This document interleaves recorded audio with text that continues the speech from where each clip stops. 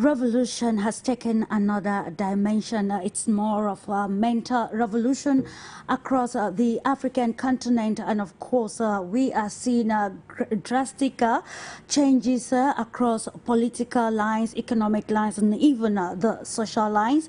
Hello to you, ladies and gentlemen. Welcome to yet another edition of the program. It is Global Insight on For You Media Africa, and today we want to talk the new Africa, a new Africa in the time of global dynamics, a new Africa in the time of changing a perspective. So we want to look at how Africa can fully recognize or utilize its human resource potential for the total transformation of the continent Africa. Our theme for this day dwells on a new Africa, harnessing human capital for continental transformation. Here we're going to explore how human capital can contribute to the total transformation or development of the African continent. You know, the potential of Africa's greatest resource, its people, and also the natural or mineral resources the continent has. Africa should be noted is home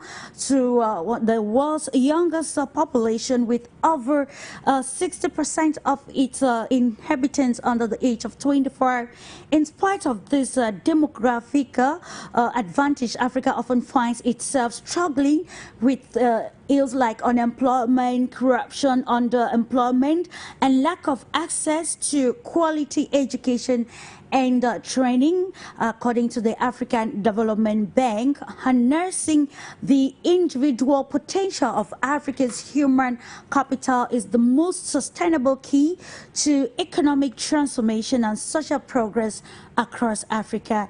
Therefore, it's time for us to shine the spotlight on ways in which Africa or African stakeholders can harness the continent's most valuable resources, remain the human capital, and how this can drive sustainable development, economic growth, and even social progress across the African continent. This is what we take focus on this edition of Global Insight. We must welcome, ladies and gentlemen. How can we capitalize on the changes happening at the international arena or at the global world to actually benefit from these advantages, to harness the Africa's human capital to see to the full transformation of the continent Africa? This is very utmost in the time of great revolution, as we already identified in the preamble. It is a discursive, insightful program, informative, where we seek to bring greater insight into issues particular on the African continent and how it is interconnected with the global world, defining the real position of Africa. And it's with pleasure that I will now introduce to you this panel of experts that will give us great insight on our topic for discussion. In a new Africa, how can we utilize or fully utilize the human capital to ensure total transformation, total development of the African continent? With me in the studio, I will introduce to you Dr. NGWANYAM, an entrepreneur who doubles also as a political analyst. Hello to you, Dr. NGWANYAM, and a pleasure having you on For You Media and on the platform Global Insight. Thank you very much, Clarice, and good afternoon to all of you out there listening to us. This is a very exciting topic, and you know that this is the kind of topic I have at heart, and probably you would hear me repeating myself, but the truth can only be repeated, and it doesn't matter how often I talk, it would always be that truth that comes out of me, though I might repackage it differently for the sake of understanding. So it is the same truth. It doesn't matter if I come here 20 times, you would hear me say the same kind of things, repackaged differently for the sake of understanding, and also to realize that, you know, if you know the concept of the problem tree, the problems might look, you know, very just too complex, many and overwhelming, just like the foliage of a tree. But when you take time out to think about it, it eventually brings you to the bigger branches, and to the trunk, and to the main roots, and to the tap root. And so as long as you keep your eyes and your understanding on the trunk and on the main branches, the buttress roots and the tap root, you will never go wrong. And when you understand that, then you would understand the solutions to the problems we are having. Then you would understand the strategies we have to put in place to get things to happen. And so it's about the problem tree, understanding the problem tree. Indeed, understanding and deriving perfect strategies to be able to solve these problems. Of course, we need to define the new phase of the continent Africa with practical development or transformation. Let me take you now to the United States of America. Joining us is Walter Mobley, historian and a journalist. He's joining us from Arizona. Hello to you, Mr. Mobley. It's a pleasure having you on Global Insight once more. Good morning, Clarice, and you're looking beautiful as ever. Thank you again for the invitation. It's always a pleasure for us to be here to talk constructively, analyzing how to change the narratives across Africa and now to the Southern African region. Let's meet MODIBE, who is a political analyst, a speaker, Pan-Africanist, and co-founder of the Insight Factor. He's joining us particularly from the Republic of South Africa. Hello to you, MODIBA, and welcome to For You Media this day, and you're welcome on the platform Global Insight. No, thank you very much for having me, and thank you very much to the viewers who are watching, and I'd also like to send my greetings to my fellow panelists as well. And of course, I want to say thank you again, gentlemen, for accepting to share perspectives on this very important topic. We're going to ride off with, of course, understanding the key words on our topic for discussion, human capital. Now we're going to separate this keyword. I will kick off the discussion with you, Walter Mobley. We want to understand this keyword, human capital, the keywords which I define as human capital and transformation before we engage into the analysis of the topic itself. Okay, well, human capital in terms of Walter Mobley. Yes, can you hear me? Sure, I can hear you now.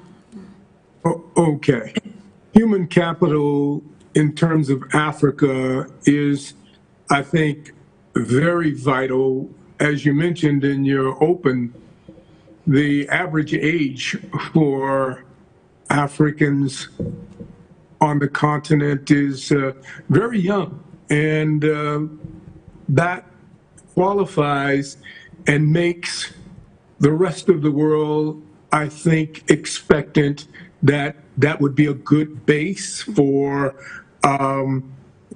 employees. It would make a good worker, developmental training ground, and essentially say Africa is fresh and there's young minds that can be melded and directed and move in one way or the other. I think that at the same time, excuse me, at the same time, that creates a problem. The problem being that Africa is very old in its context of a continent, and it is very wise in the context of a continent. It is very historic, and just because there is a youthful demographic that is very strong in Africa right now, there is still an important place for that experience and that history, and the fact that we do need to have a opportunity for that youthful population to be developed within Africa, in the context of Africa, by African leadership, and Africa needs to turn within to develop before it allows another round of colonial efforts or interventions into Africa, and an attempt to develop that what might be seen as a labor platform for many of the countries outside of Africa. So Africa needs to develop itself first, and the priorities should be that Africa be developed and its youth be developed by the African leadership, by the African, I don't want to say elders in Africa, because I know that there's a bit of a generational war going on or conflict going on worldwide, but particularly in Africa. And we need to understand we have to be linked with our past. We have to be linked with our history. And we have to understand that there were elements in Africa's contemporary history that were on the right track for great leadership. Africa still must unite. We still see Africa as one continent, and we'd like to continue to expect that Africa will develop for the benefit of the Pan-African community, and youth will be educated in such a way that that will be conducive and possible. Thank you for the introductory statement that gives a clear connotation of our topic for discussion, the human capital. Dr. Nika will continue with you. We asked the question, how can we fully utilize the human capital for continental transformation? So the question I'll be directing to you is, why do you think, or do you really think that with the new changes as highlighted by Mr. Mobley, Africa has become conversant with these changes and is ready to capitalize on this valuable resource, the human capital, for its total transformation that can even push the continent from to reduce the level of maybe the number of crises that we have on the continent right now that actually especially tackles young people? Thank you very much. As you know, when you started to talk about the riches in Africa, what makes Africa rich, you know, we'll ask the question: what actually makes a people rich? Sure. It's the gray matter. It's the gray matter that makes people, you know, the capacity to think. That capacity to think translates into many things, and when you have gray matter that is not developed, it's a problem. You instead end up with problems. So you need to have gray matter that is a quality material. That is what we are talking about. When we are talking about capacity development, it's about gray matter. And to understand just how important gray matter is, and to understand that is the gray gold or whatever, look at Japan. Look at Singapore, South Korea, and the others. They have developed so much because of their gray matter, not necessarily because they are minerals, because they don't have. So when you look at Africa again, we have an issue of gray matter that has to be developed. Then we have, you know, we have lots of minerals, and before we started, why do we have a lot of minerals yet we are broke? And we are underdeveloped. That's the problem. We have all the minerals the world needs, yet we are broke and underdeveloped.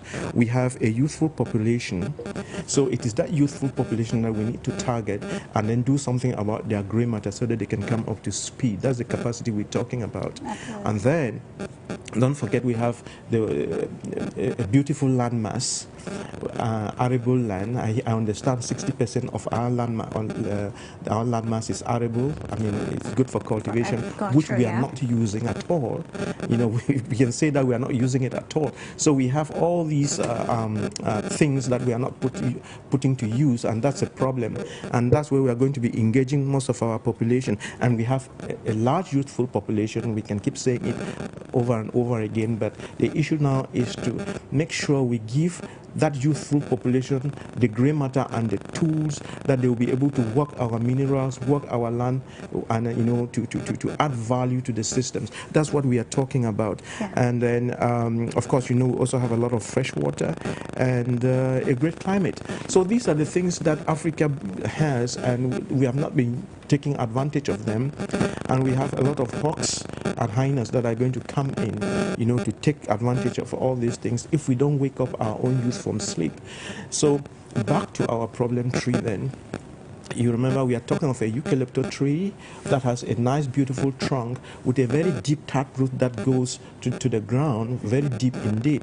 You know, I was reading about the Burj Khalifa, this tallest building in Dubai. Yeah, and then, UAE, yeah. Yes, it's I've forgotten how tall it is. It's very high. It's the tallest building in the world. It's very high, but about 1/3 of the height of that building goes underground. That's what anchors it in the ground, and then plus the other lateral support. You understand? So you need that. We need to give if our children must must achieve, we need to give them a lot of lateral support, good buttressing roots, and then a very deep taproot. And it is the quality of education that does that.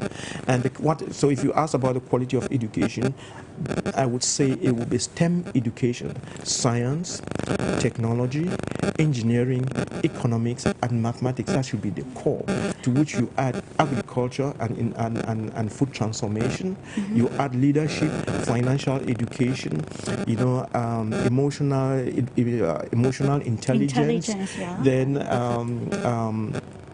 how to sell your stuff.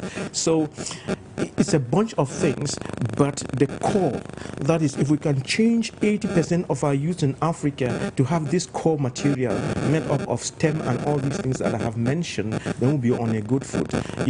This morning I was talking to a friend, and he was saying that Africa, we are using Cameroon as the example, and he was saying that 20% of Cameroonians are they have the capacity. And I told him, you don't understand, it's the 80-20 rule. 80-20, yes. Yeah. If we cannot have 80% of our population that does not understand industry and production. So it boils down to industry and production, and therefore we have to get 80% of our youths to train to have this capacity.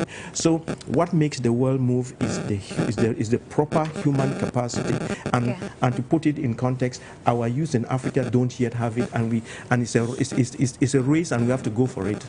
Absolutely.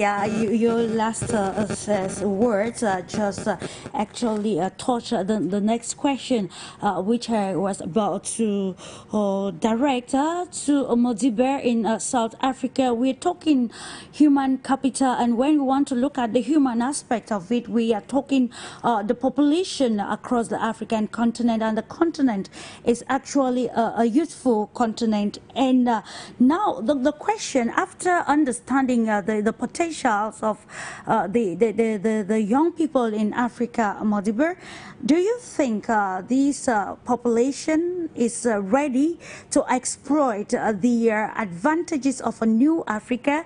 We have identified the changes which actually are giving maybe advantages to the African continent, because when you look at Africa today, multilateralism has increased, and when we look at the human resources, we are focusing on the African youth. Do you think the youth is ready to exploit the available opportunities that will lead to their entire transformation, or maybe let's say investing in training and development as far as youths are concerned, on very important aspect like artificial intelligence, technology, and even generally the fourth industrial revolution? How ready is the African youth to maximize these advantages? Look, thank you once again for having me on the program. Look, I definitely think that, can you hear me? Yes. Yeah, the question is directed to you, please. Okay. No, thank you very much for having me once again. Look, I definitely think that there's a growing sense of a mental shift on the African continent, especially amongst young people. So there's this sort of radical anger that is growing and brewing amongst the African youth, which is for me is the first step in terms of conscientizing people. I think everything starts from the mind, and I think young people have understood that now, to say that, look, we've been lied to for many years now, and then that consciousness is beginning to reign supreme, and is beginning now to grow within the minds of many young Africans. And I just want to make an example. Look in South Africa, it was the youth that led one of the biggest protests. We called it Fees Must Fall. You know, that was regards to university fees, you know, promises that were made by our government to say that there will be free education in the country. It was young people who then began to raise up and start fighting the government, you know. And one thing we loved about that particular movement was that even the youth from the ruling party joined hands to say that when it comes to this fight, we're no longer members of any organization. We're fighting along one line, that we're youth and that we're students, you know. But I think also the African youth needs to go back to its former glory. And when I say former glory, I want to speak with regards to Africa, you know, before colonization and everything. You know, Africa was we were the first people to build pyramids. We were the first university in the world was in Africa. The first engineers in the world was in Africa. The first writers were Africa. When you look at Timbuktu, you know, so there's always been a form of civilization that has happened on the African continent. We need to go back to those former glories, and we need to go back to those days of leading engineering, of leading science, you know, of leading education, and taking Africa forward. Because I think the African youth now has picked up that there has to be some form of political will. Because we can speak and talk about we need to change the education system and all that, but if there's no political will, nothing is going to happen. So you can already see, as my good panelist has already said, that there seems to be a generational war happening on the African continent. This is very healthy for our continent, and I think we should welcome it more and encourage it more. We're seeing more and more young leaders taking up positions of leadership in various countries, being elected presidents. We're seeing the radical posture of many of our leaders that they've taken towards the West, which I would say is also a good start. It's conscientizing the mind now to say, young people, this is what we stand for. We've allowed our resources to be stolen. We've allowed ourselves to be colonized. So it's about time that we take charge of what's ours. So I think also it will go back to the education system of what we teach our young people in university. I know in South Africa we've got something that's called the decolonization of our education system, you know, which also sparked a huge movement to say we no longer want to learn about this European law. We no longer want to learn about this European centered education. You know, some of us, the first time we heard about Ngoma was when we went to university and when we started interacting with your Black consciousness and Pan-Africanist professors, you know, who says, hey, read about Steve Biko, read about Kwame Nkrumah, read about the Black Panther movement in America. You know, some of us were shocked when we learned those things because our education system growing up from the kindergarten, going into high school and university, kept such history away hidden from us, you know. And a lot of African history gets deliberately stolen, gets deliberately hidden from African people. Because once we start believing how great we are, then the mental shift starts to happen, and therefore the actions start to take place on the ground. Very imperative for taking me to you again, Dr. Nick NGWANYAM. We are talking about this consciousness, and you highlighted before actually maybe taking on the political leaders or the major stakeholders at the fore in ensuring that we fully capitalize or harness the human capital. Let's look at how understanding or maybe investing in education and training can help change the narratives in the new Africa, because like MODIBA underlined, we are decolonizing the African continent, and I think the mental decolonization is very imperative. So yes, how can we use education and maybe investing in education and training to decolonize the African mind and then tap into this pool of talent that has the capacity to ensure a sustainable transformation in every sphere across the continent? Thank you very much. It's about, you know, emotions are very strong, right? Absolutely. And the white man has made the black man to feel inferior. And another way to put it is, what do we do for the black man to feel good about himself? Absolutely. Yeah, we could also reframe the whole thing. What do you do to make the black man to feel good about himself? What do you do to make the black man respectable all over the whole world? Because as of now, he is treated very shabbily all over the whole world by the white, the green, and the yellow people. So we must do something to ourselves, to empower ourselves to the extent that other people will love to be blacks. You understand what I'm saying? Absolutely. So let's look at characters like Michael Jackson. He was a black, and some of these other big names from America that were blacks. Nobody would joke with them, be you white or black. You respect them. There is this lady who has a TV program. She teaches a lot. I've forgotten her name again. She's in America. She grew from very difficult background, but she built herself a name and a personality. Everybody respects her. So technically, at the end of the day, you are respected for who you are and for what you can produce and for what you stand for. Absolutely. Yeah. If you go around like a beggar, everybody is going to kick you around. If you go around like the one who has the yam and the knife, everybody will respect you. So that is the bottom line. How are we going to... So now, to be able to move our people to a position where they own the yam and the knife, not a beggarly image, we have to work with everybody, with all stakeholders, with all Africans. It has to do with our politicians. It has to do with our professors and teachers and school teachers. It has to do with our youths. It has to do with the parents. It's an everybody kind of thing. Absolutely, like a chain. Yes, it's a chain. So while we might be talking of political will and so on and so forth, it's something that it's cuts supposed across. To be intrinsic. Yes, it cuts across. And then to begin to show our children that, look, you could be that person, that Michael Jackson that you wanted to be. You know, you don't have to go to America to be Michael Jackson. You can be Michael Jackson right here. And, you know, provided the conditions are favorable. Another way we could try to put it, to rephrase the whole thing. You see, our African children are living and are going through this desert to go and die in Libya. They die in the desert, or they die in the Mediterranean Sea, or even die when they get onto the continent. And they're treated badly. I've seen videos of women locked up in prisons. I've seen videos of our youth being killed because their parents could not give money in those Libyan prisons. The question is, what are the push factors? What are those things that are pushing the how children? How can they be addressed? Yes, yes. If we can do that, you do something to our environment, you do something to the youth, you do whatever it takes so that the children are pulled in, so that the children are sucked in, so that our children who even run out are in the diaspora are sucked back home.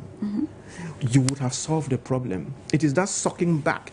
And then, so we need to create something back home. An enabling environment. Yes, which sucks people back so that when you come back, you grow. It has a fertilizing environment. When you come to this environment and breathe that thing, and you are part of that thing, and you have the best ideas, nothing is holding you back, you can fly. Just like we had the American dream, let us have the African dream. There is something. And to get this African dream, it means that we must have MODIBA was MODIBE? Yeah, MODIBA. Yes, was saying we must have African leaders who are intentional about what they do.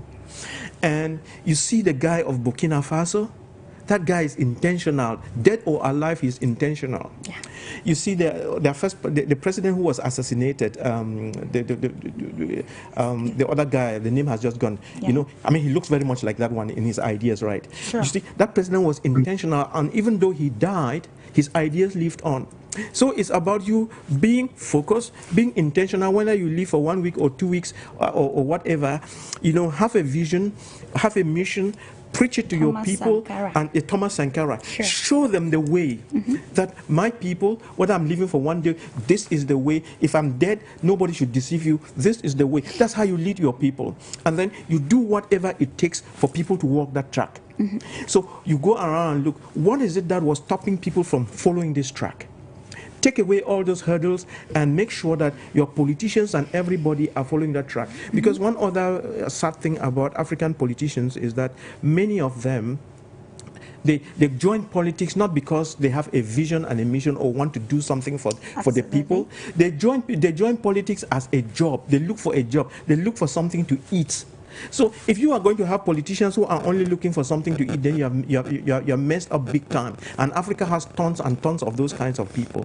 We need politicians who do politics because they have the interest of the nation at heart. They have the common good at heart. They have problems they want to truly address, for the sake of humanity. But if you have those that think of themselves before they think of the people, you are a dead nation. That is the problem. And that's why we need to redefine the politics across the African continent.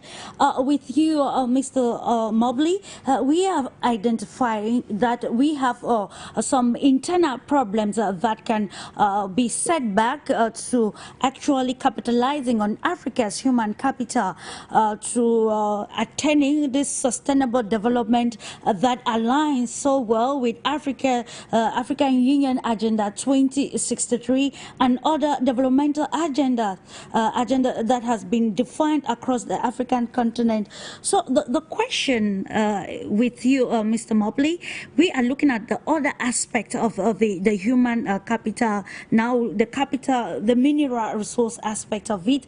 While talking earlier, we identified that, according to the Washington-based U.S. Institute of Peace, they have urged the United States at this particular moment to try to diversify their mineral resources, and of course they pointed the countries like the Democratic Republic of Congo and Zambia, where you have minerals like cobalt, copper, magnesium, and other minerals that are very useful in the manufacturing of maybe electric vehicle batteries in the U.S. And the question is, with this new Africa that we have defined in our preamble this day, how can now, with this new perspective, seeing how favorable the African continent is to the rest of the world, how can we redefine, or our political actors redefine their internal policies and even foreign relations in order to ensure that this it's some sort of a win-win rather than maybe a master servant where the resources of the continent will be taken but now will not see visible development across the continent. We are talking on how Africa can utilize its mineral resources to ensure sustainable development across the continent. Well, Africa is not the only place in the world that has minerals and the ability to use that for its development. Absolutely. Yeah. Africa is also, I think, endowed with, as we've been discussing, amazing human potential. But that human potential is going to have to be really developed in a way that we haven't gotten a chance to mention on this program. My brother MODIBE in South Africa there, I like some of the perspectives that he brought to the table. He mentioned youth and where they are now and the importance of that youthful energy.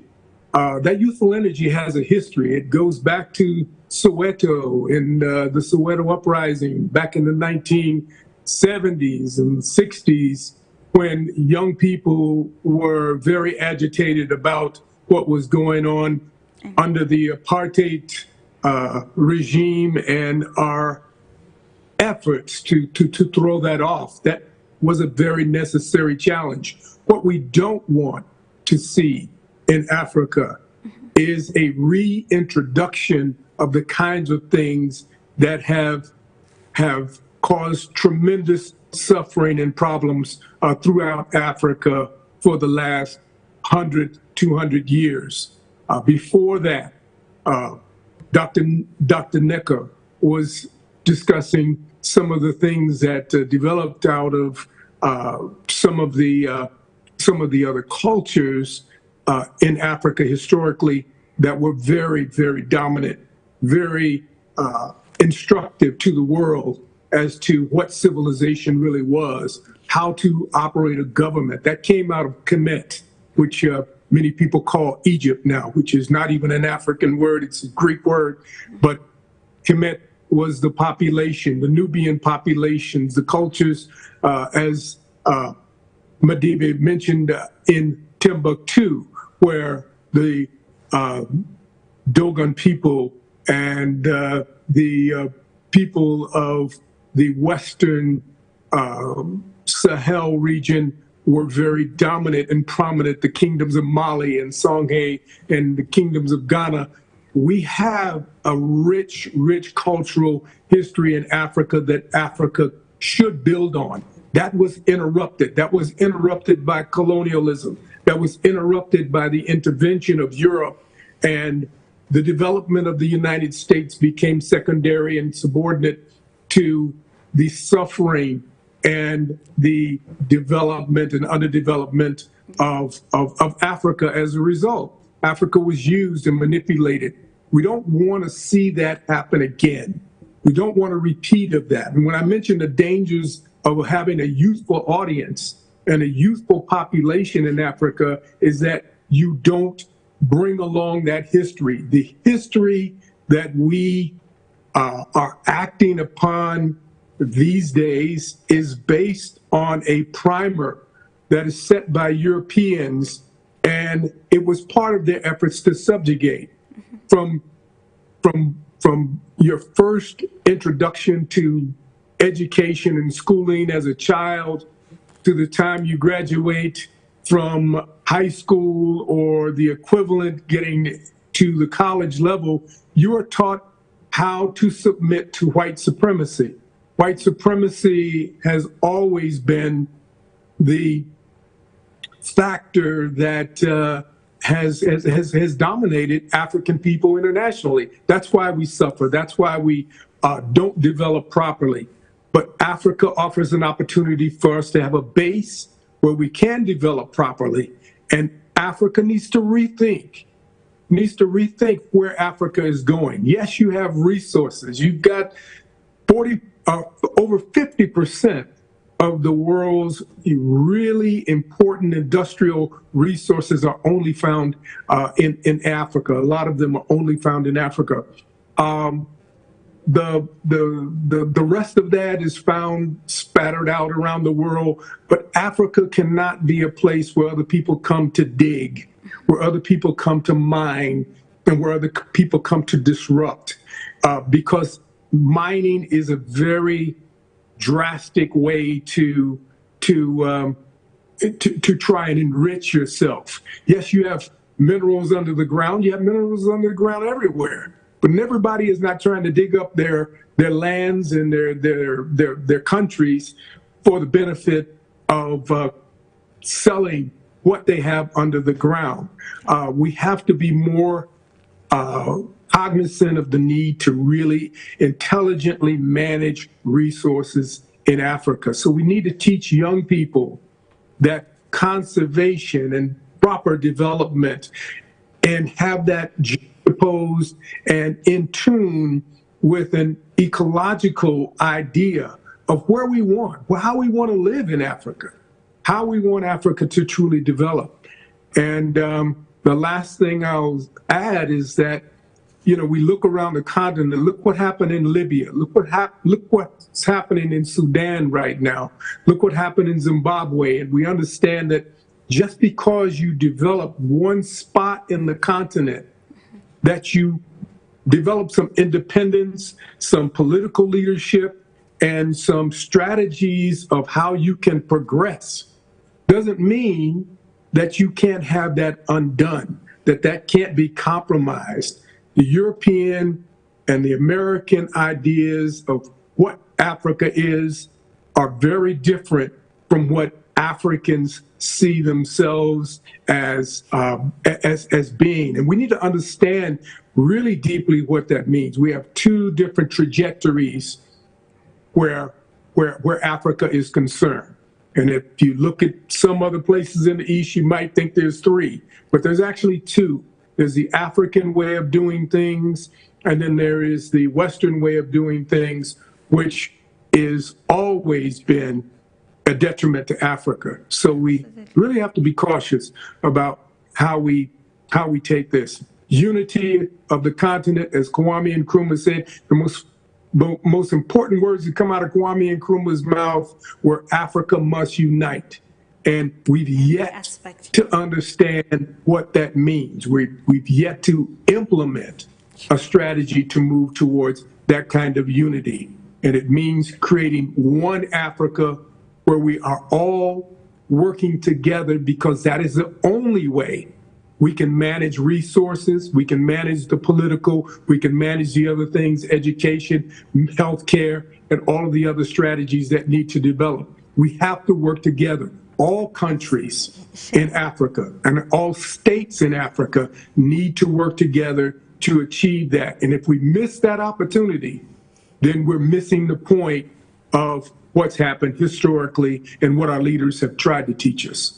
Of course, if we miss the opportunity, it will be a dark moment for Africa, especially the continent should already be aware that it's actually a blessing, not just for Africans, but to the rest of the world.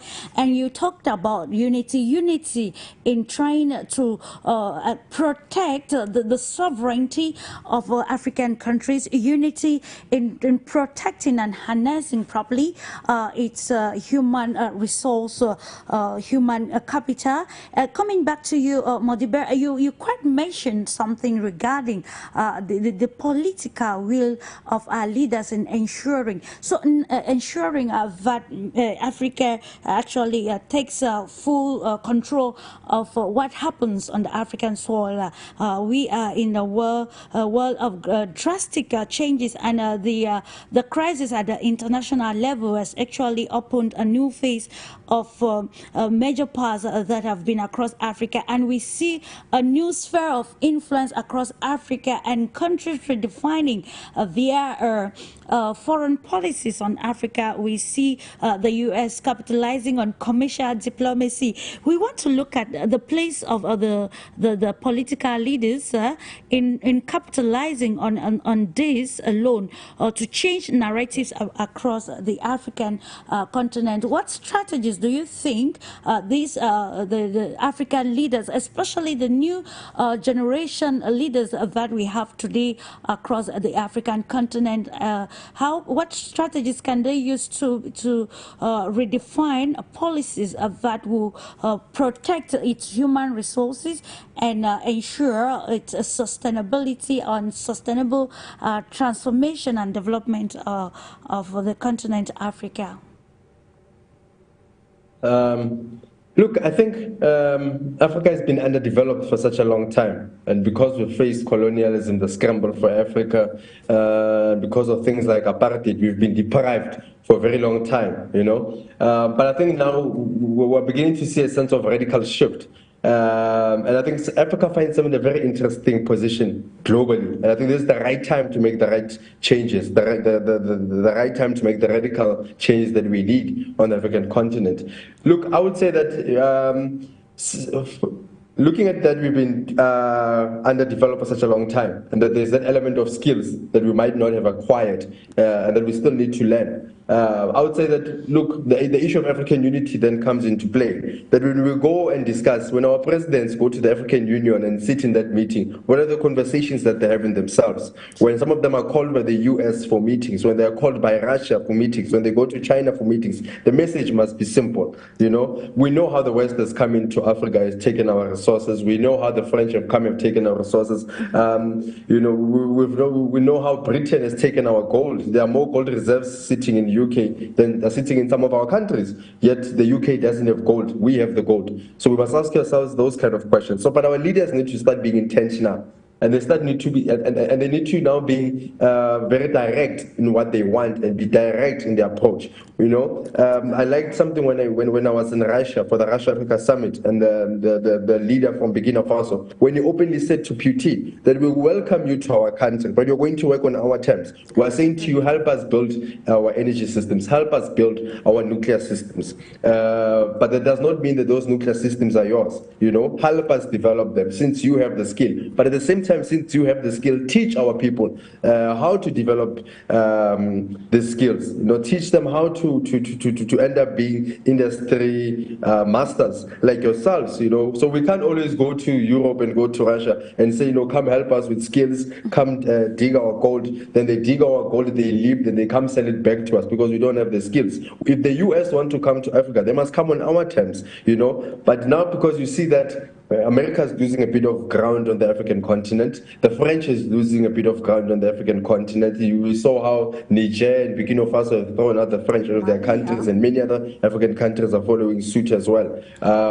We saw how the US is also trying to reclaim its position in Africa, because Russia is coming in now, and Russia is taking a huge chunk of African people as well. There's also China as well. You know, if you go to social media on Twitter, especially in South Africa, you find young people calling themselves. You will find young people in their profile. They've got the Russian flag. They're pro-BRICS. You know, so you can see that there's that element of change. You know, so our leaders, when they go to such. When they go and meet world leaders, the message must be very direct, and it must come from every single African leader. I think one thing that has managed to defeat us as African people is that we've been separated. There's a camp of African leaders which side with China. There's a certain of African leaders that side with Russia. There's a certain African leaders which side with the West. And which side with France. So you need to develop a one singular Africa, you know, a united Africa, that all African leaders speak on one issue, and we're all direct in our messaging. You know, that when we go to France, we go with one message. When we go to China, we go with one message. When we go to Russia, we go with one message, you know. And we're not saying to the West that we no longer want you on our continent. We're saying when you come into our continent, these are our resources here, and you're going to do things according to our terms. You know, there's a saying that when you're in Rome, you do as the Romans do. It must be a norm that when you are in Africa, you must do as the Africans do. But since the African people have been underdeveloped for so long and are trying to catch up to the rest of the world, if you come as a foreigner into Africa with those skills, you must then work on those skills, but in an African manner. You must now take those skills and also teach the African people how to do these things, so that they're not dependent on you. I remember a quote by the former ANC leader, Oliver Tambo. I think he was in conversation with Fidel Castro. If I remember correctly, it was a memoir that I read of Fidel Castro, of Oliver Tambo. And in that book, Oliver Tambo says that Fidel Castro said to him, when you guys take over South Africa, you take over government. Do not remove these white people. Don't take them to the sea. Don't kill them. He was referring to the apartheid government. He says those people have the skills. So what do? Put your people in. Let them learn from these people, but eventually take over. Which is very logical to do, Dr. Nick.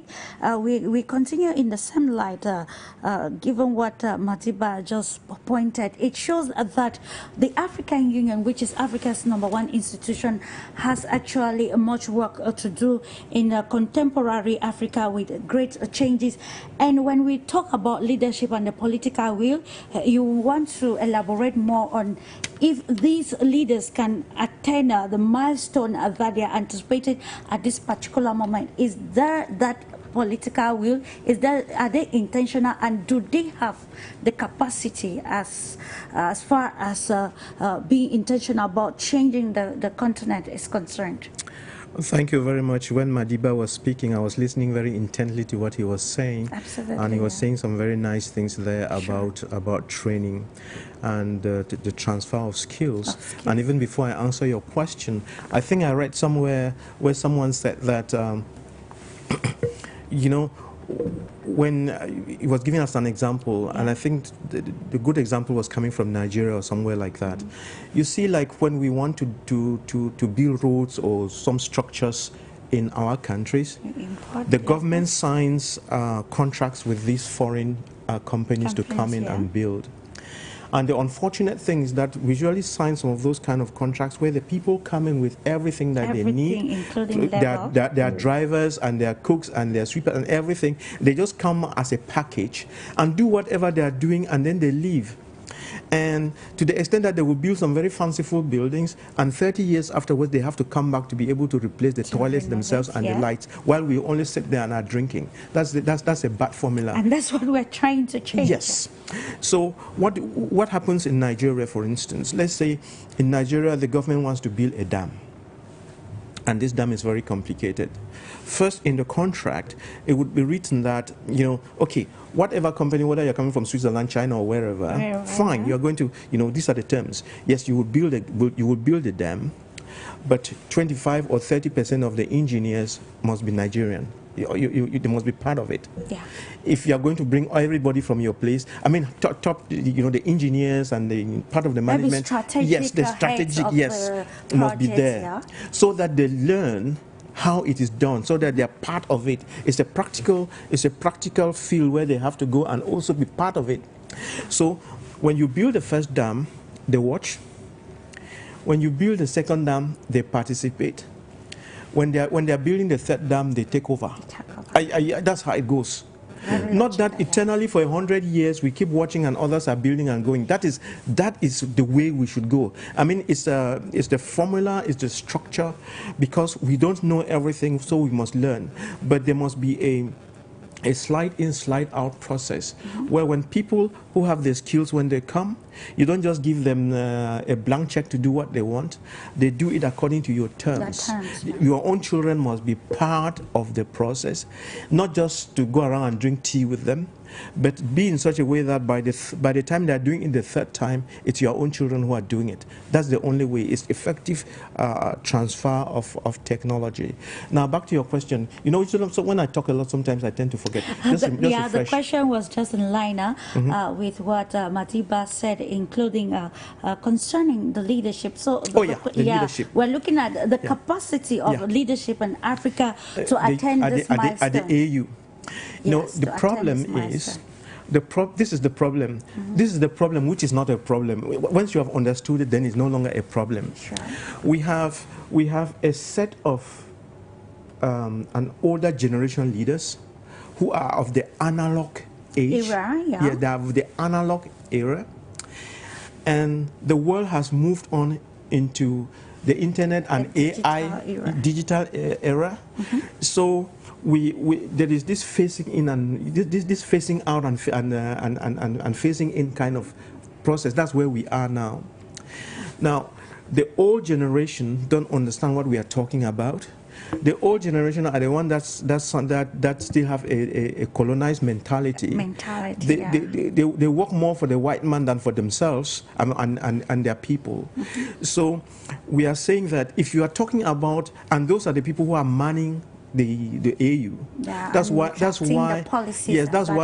some people refer to the AU as a toothless bulldog, and you know. And the mindset there is not, the mindset that we have in the AU now is not the mindset for the development of Africa, all right? And you need to have all those people there replaced by the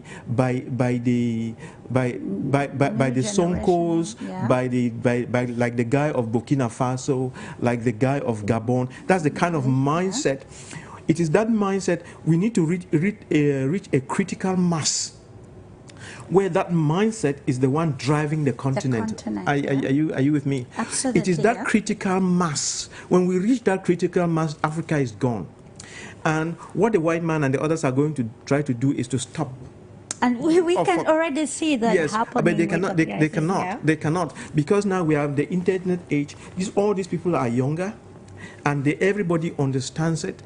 And just like these young people supported the young guys in Senegal to take over, that is what is going to happen.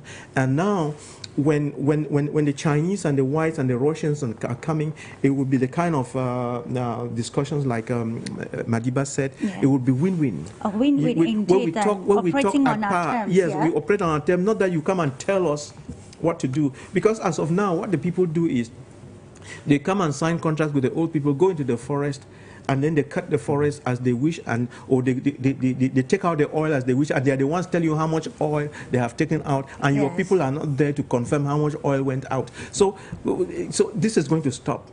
And the issue is, number one, the first candle has been lighted.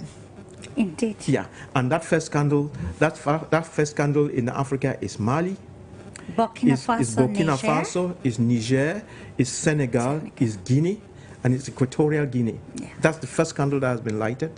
Not that we are saying that there should be coup d'etats everywhere. No, no, it's not about coup d'etats. Absolutely. It's about a change of leadership, the quality of leadership and the mindset.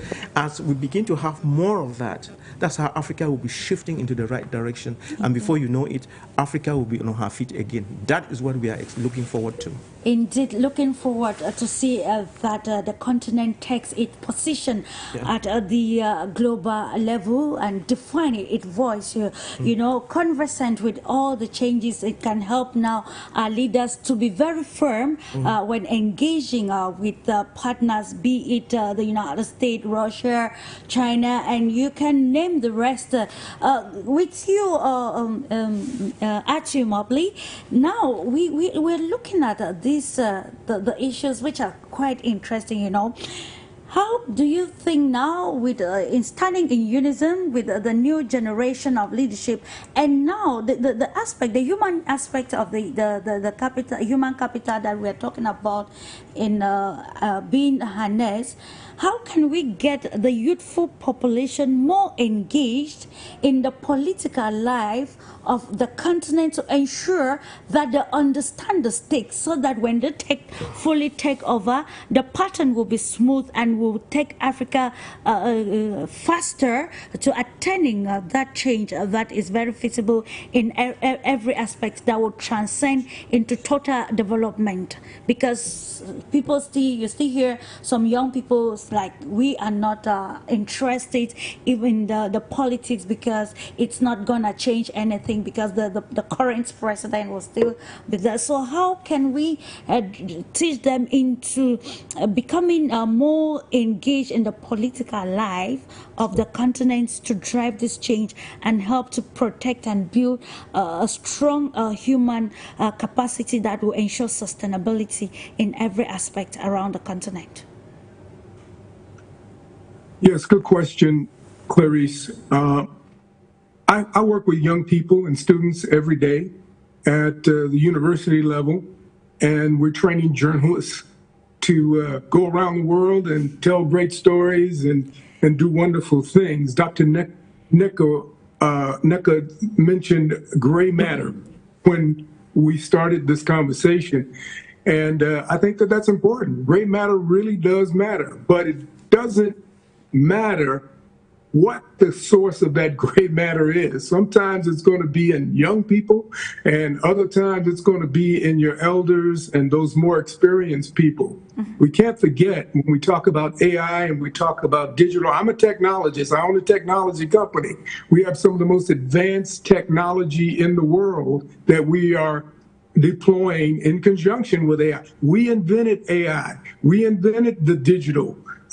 We invented the internet. A lot of these things were developed not only by Western technologists, but some of the best Western technologists are African people. They are still descendants of Africa. They are Black people, and a lot of them are my friends, and I'm just, very excited about that. A lot of them want to come to Africa and to help. We don't need to have any companies from Europe or the United States come into Africa to teach us anything about technology. We already have access to that information among our own people. When I say our people, I mean Black people. Black people from throughout the diaspora have the technology, have the technical expertise. In fact, I saw an illustration once that African people or African Americans, if African Americans were a country unto themselves, they'd be the fourth largest country, the fourth richest country on the planet. But we see ourselves in a different light, and we have to be careful not to look through the same lens, that same European lens that's got us into the predicament that we're in now. We've got expertise on the African continent. Africans have been building dams and building bridges and building those things for years. Sometimes they've been sloppy because of a thing called planned obsolescence. And a lot of the European companies and American companies that have come and built in Africa have built systems that they plan to be obsolete very shortly so that they can get another contract and come back and build again. This is how capitalism works. This is how Western capital and also corrupt capital works. And they've particularly been quick to deploy those things in Africa. Going back to the AU used to be the Organization of African Unity when it started. And sometimes we have to look back at where we came from in order to understand where we are. Nobody asked the African Union to adopt a European Union strategy when it comes to developing Africa. The OAU model was a good model. It was developed by the Kwame Nkrumahs and the Julius Nyere's and Amilcar Cabral's and others in Africa who were very forward-looking and forward-thinking about what needed to happen in Africa through African unity. If Africa unified, Africa would be like the Soviet Union. It would be like the United States. It would be like the European Union. It would be like China. It would be the equivalent. It would be their equal. But because Africa chooses to stay in a colonial environment where you have 54 different small micro-states, you can't compete with China. You can't negotiate with China if you're Kenya. You can't go to Russia and negotiate by yourself if you're Mali. You have to do it as a larger body. That ideally, that larger body would be all of Africa. But if you can't do it as a larger body, then I like what's going on with Burkina Faso and Mali and Niger right now, in that Guinea, that they are trying to coalesce into a regional power. Maybe they'll get Senegal involved in that and then have some ocean access as well. But we've got to rethink how we are approaching each other. Just because an African person lives across the border in Chad or Sudan doesn't mean we're not related, we're not tied together, that we do not have a common interest. We have to get out of the colonial mindset that South Africa is a unit unto itself and it has bricks and it can move in a totally different direction. There used to be something called the non-aligned movement.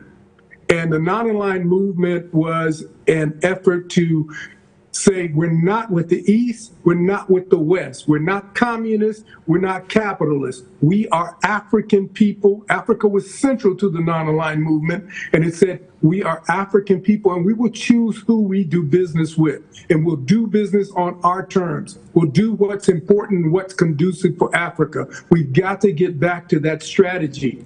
And when we get back to that strategy and we bring in a unifying force and understanding that we're all Africans, we're Africans first. Go anywhere in the world and tell people, oh, I'm from Burkina Faso or I'm from Kenya. No, you're African. People see you as an African first. They see you as a South African second if you bring it up. But we are African Americans. When we say we're African Americans, we don't say we're African Nigerians or we're Nigerian Americans or Mauritanian Americans. We're African Americans because we have learned and understand that it doesn't matter where we came from in Africa. We're Africans and we have to fight for Africa. And if Africa is going to be free and sustainable and it's going to develop all of these things that we're talking about in this show, we're going to do that because we do it together. We coalesce and we do it together and we understand that that's where we came from and that's where we should be. And that's where our power is. Indeed, defining the African agenda amidst the global changes and ensuring that we provide African solutions to African problems, or solutions that are feasible on the African soil. Coming back to the place of the African Union, which is an institution that takes all the countries across the African continent. MODIBE, you know, in the last AU summit, we noticed that the regions, I call it the regions in crisis, were actually sidelined, and these are the countries in crisis, and these are the nations which have actually sparked this positive revolution across the African continent. We're referring to Mali, Niger, and Burkina Faso, and a whole lot of a new spirit that is blowing across the continent Africa. Now that it's through the African Union that we can advocate policies that include the continent in entirety.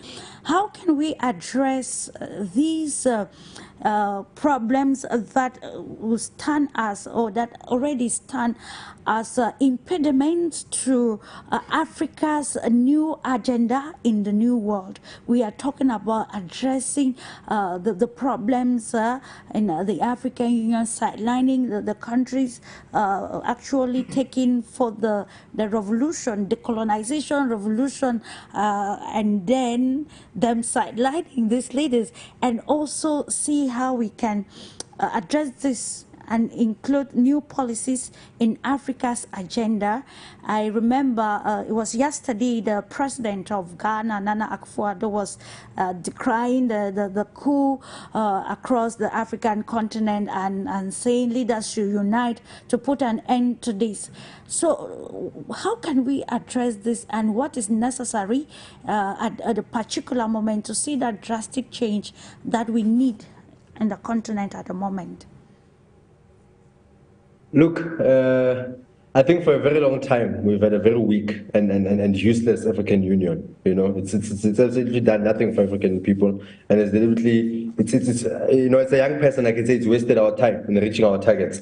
You know, but as one of our panelists said, that there's this generational war that is beginning to take place on the African continent, and as a young people, I'll have to side with my fellow young people. You know, the reason why we are seeing more and more of this older generation condemning these coups that are happening is because they're threatened. They're threatened by new ideas. They're threatened by this new wave of energy that is coming on the African continent. You know, and I think I'll be a bit controversial here. If the needs be for young African people to partake in more coups to bring more change, then we welcome more coups on the African continent. We need that, you know. In every successful country there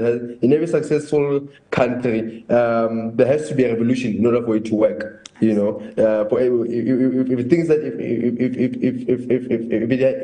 if young people are pushed to a point, and it's not like young people have not been diplomatic and been talking to the older generation. We've been diplomatic to our African leaders. We've even tried saying to them, step away peacefully. You know, let us take charge. You know, but we've been ignored. You know, and you can't keep on angering young people. We're energetic. We can fill up the streets right now, and it's very easy with social media now. We can just drop each other tweets and instant messages, and we can cause an entire revolution. You know, so I think also we need to go back to what the African Union of Unity stood for. We need to go back to the ideals of Kwame Nkrumah, and especially that of Gaddafi. You know, we need to have a single currency, you know, that we trade with as Africa. You know, we need to develop our own African currency and back it up by our own resources, our own African resources on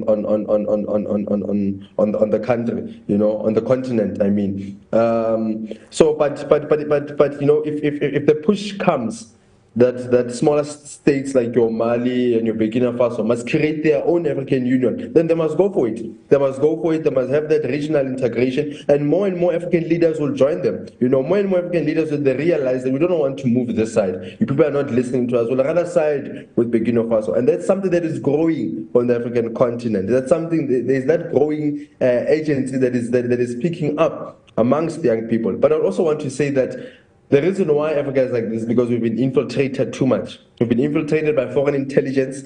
We've been infiltrated by so many opinions and so many external forces that do not want to see Africa united. I think once Africa is united, it's going to be the end of the game for many developed nations, because they can't afford to have an Africa that is divided. You rather keep it in smaller parts so that you can manage to direct its policies, And I'll give you an example when I say intelligence services or foreign external influences that have come in. Recently in South Africa, one of my colleagues, Tabuma Kwakwa, broke a big story of how the CIA has infiltrated the ruling party and how it directs its policies and how it causes infights among the ruling party.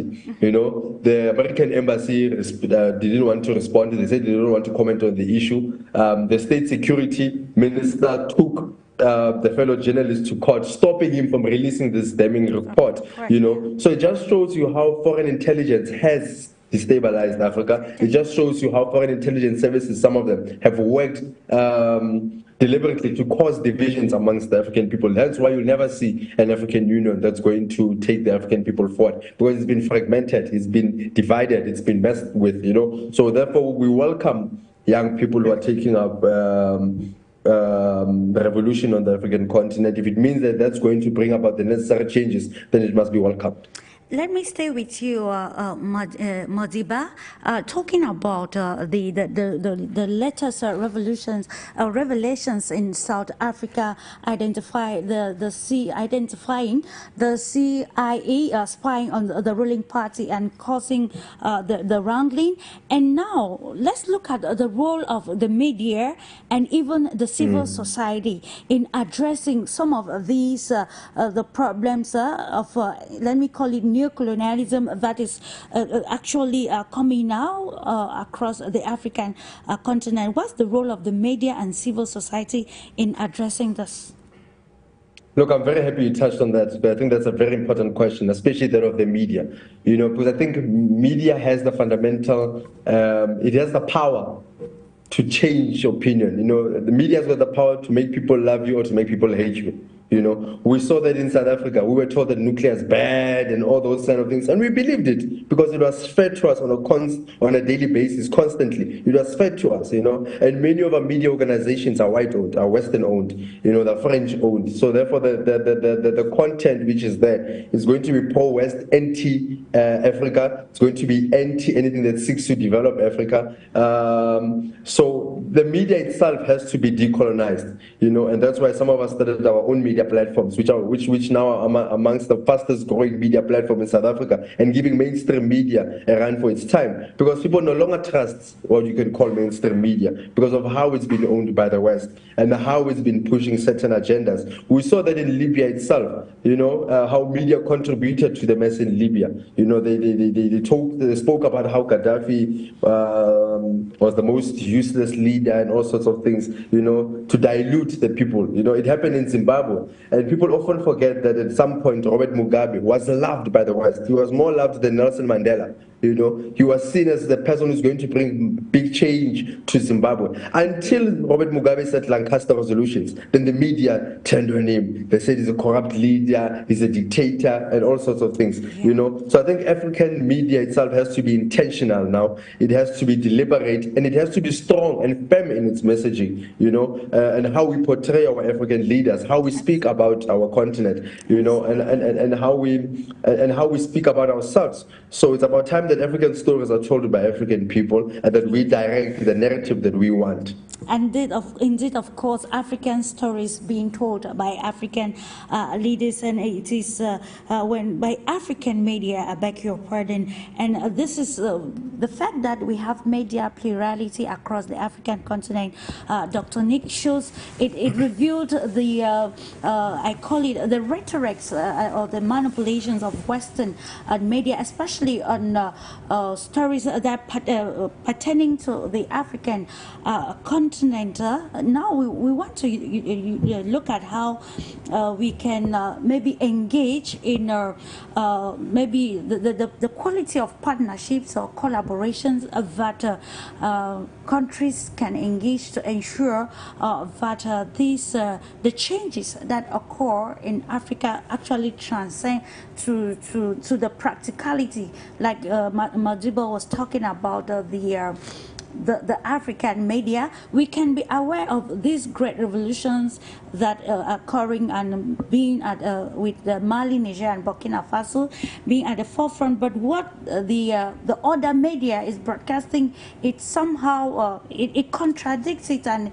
it brings some sort of controversy surrounding the changes that are occurring across the African continent. So what policies or partnership collaboration can African countries engage both in Africa and even at the international arena to bring about a balance that will even change the perspectives in terms of decision making from the authorities or major stakeholders?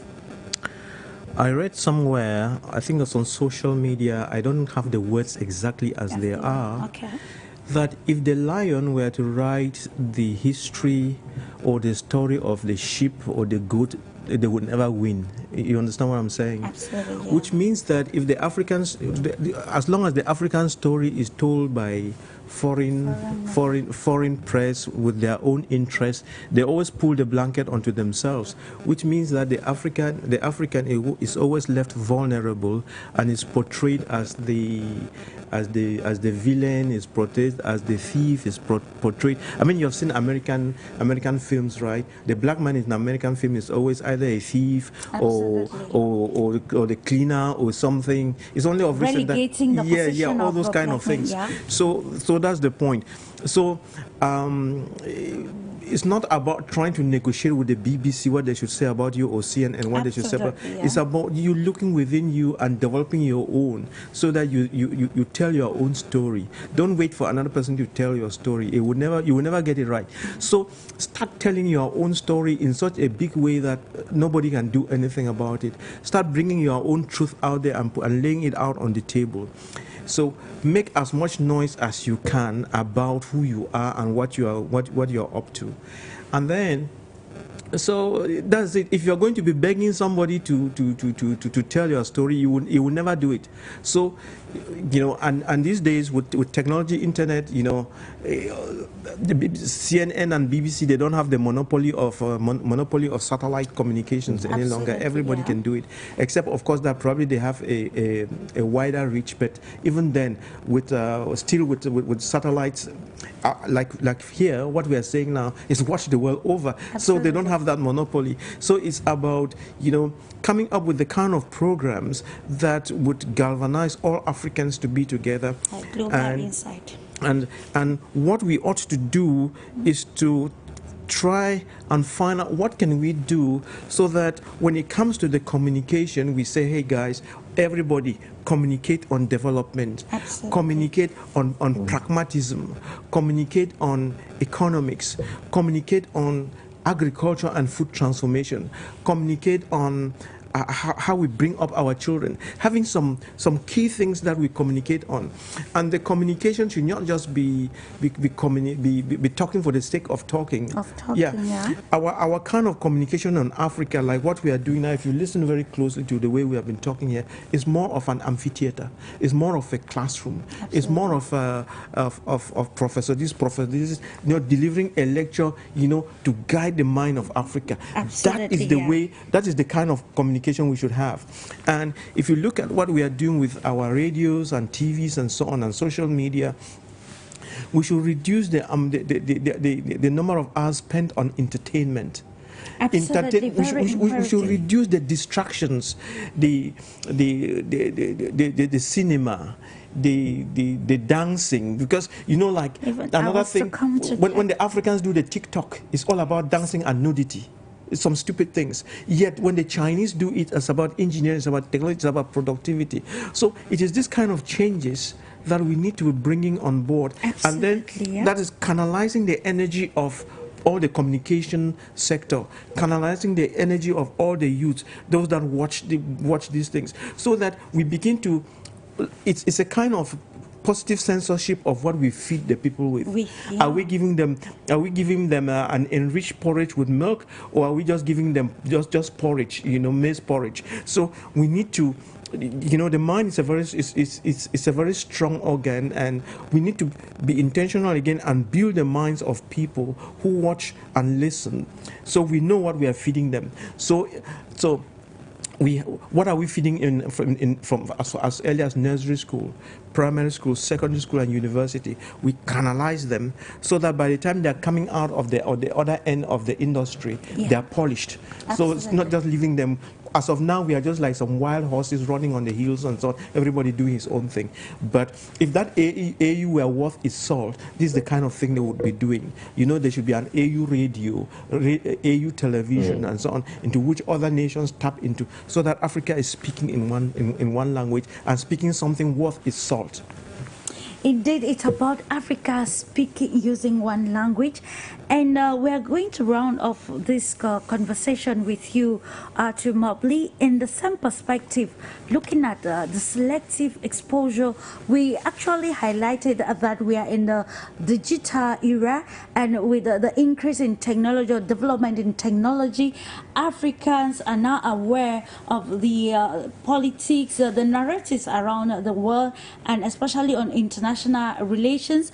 We also look at social media, and just in line with the role the African media has to play to change narratives, especially as far as harnessing the human capital. We're talking about skills and development. Dr. Nick just pointed out something which is very imperative and has been bothering somebody like me, that have actually been intentional with the Global Insight program to change narratives, what we expose ourselves to, and a selective perception as well. So how can we change the role on the social media platform to ensure that we use it positively, that will actually help in this quest towards harnessing skills development for sustainable development and total transformation of the African continent? The role of social media bloggers in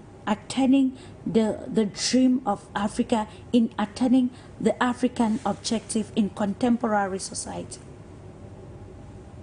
Well, Africa, like most developed countries in the world, are going to have to harness their media resources and not allow them to just run wild or willy-nilly and go in any direction that they want and choose. Programs like this, Global Insights, again, I applaud you, and I think it is important to have programs like this because it gives us an opportunity and a platform not only to say the things that we've said and discussed in this program, but it also sets trends and moves people in a certain direction. But, you know, it doesn't matter how many blogs and how many streams and how much access you have in that regard. What matters is how it is aggregated, how you pull it together so that it becomes a programming format. It becomes something that you can use as a teaching tool, use as a political education driver to make sure that everybody's on the same page. But most importantly, it has to be factual. It has to be correct. It has to be the truth. And that's something that we've always been deprived of, in particularly Western circles. They've always intentionally deprived us from the real valuable information that would help us.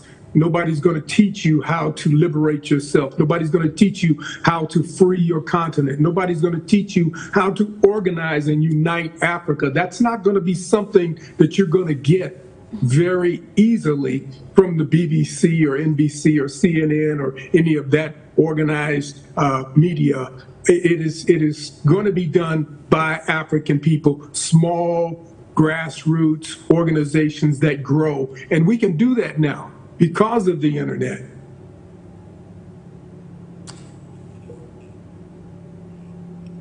Indeed, of course, we can do that now ultimately, and of course, you know, I know we still have a lot to say, but then we have to go to give room for other programs to go on air. Dr. NGWANYAM, just one word as saying thank you for accepting and respecting our rendezvous today as we continue to discuss issues of utmost importance with the intention of bringing practical change in the 21st century across Africa.